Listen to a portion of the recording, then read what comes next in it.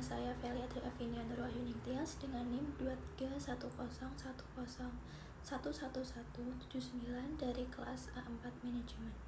Pada kesempatan kali ini saya akan membuat tugas video untuk mata kuliah Manajemen Konflik, di mana saya akan menjawab 5 soal atau pertanyaan ujian tengah semester yang telah diberikan. Baiklah, langsung saja dari pertanyaan pertama.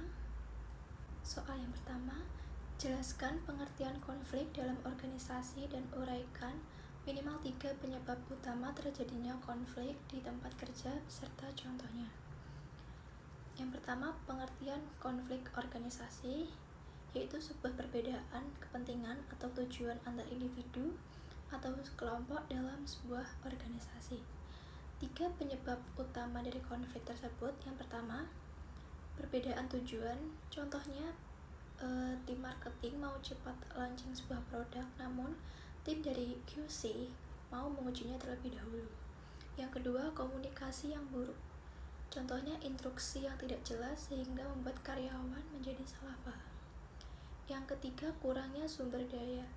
Contohnya, 2 tim yang berebut anggaran yang sama untuk mencapai tujuan dari tim mereka. Pertanyaan kedua, sebuah tim proyek mengalami konflik antara 2 anggota karena perbedaan gaya bekerja. Satu anggota cenderung detail oriented, sementara yang lain lebih fokus pada kecepatan penyelesaian. A. Identifikasi jenis konflik yang terjadi. B. Jelaskan strategi manajemen konflik yang tepat untuk menyelesaikan masalah tersebut. Jawabannya untuk yang A, yaitu jenis konflik. Konflik tersebut termasuk jenis konflik interpersonal karena perbedaan gaya kerja atau detail versus kecepatan. Untuk yang B, strategi, caranya gunakan kolaborasi pertemuan keduanya, bagi tugas sesuai keunggulan masing-masing dari tim atau individu. Yang detail handle kegiatan kritis, yang cepat handle kegiatan untuk rutin. Pertanyaan ketiga, uraikan 5 gaya penanganan konflik menurut Thomas Kilmann. Berikan contoh situasi yang sesuai untuk masing-masing gaya. Jawabannya yang pertama, gaya competing. Contohnya, keputusan darurat yang mendesak. Yang kedua, collaborating. Contohnya, konflik tim proyek jangka panjang. Yang ketiga, compromising. Contohnya, negosiasi anggaran 2 divisi. Yang keempat, avoiding. Contohnya, masalah kecil yang tidak signifikan. Yang kelima, accommodating. Contohnya, menjaga hubungan baik dengan klien. Berikutnya soal nomor 4, bandingkan pendekatan penyelesaian konflik secara tradisional dan pendekatan kolaboratif. Apa kelebihan dan kekurangan masing-masing dalam konteks organisasi modern?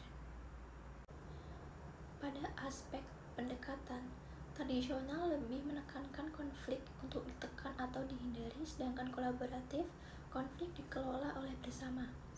Kelebihannya, tradisional lebih cepat, tegas, mudah diterapkan, sedangkan kolaboratif, solusi lebih tahan lama, semua puas. Untuk kekurangan, tradisional, masalah tidak tuntas atau bisa muncul lagi kapan saja. Sedangkan untuk kolaboratif, butuh waktu dan kematangan dari semua pihak.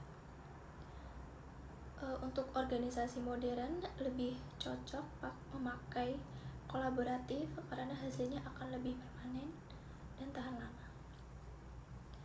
Untuk soal yang terakhir, Anda sebagai seorang manajer menghadapi konflik antar divisi yang berdampak pada kinerja perusahaan. Jelaskan langkah-langkah sistematis yang akan Anda lakukan untuk mengelola dan menyelesaikan konflik tersebut. Jawabannya, langkah-langkah sistematis manajer jika saya menjadi manajer dalam mengelola konflik antar divisi, yaitu yang pertama, identifikasi akar masalah secara objektif.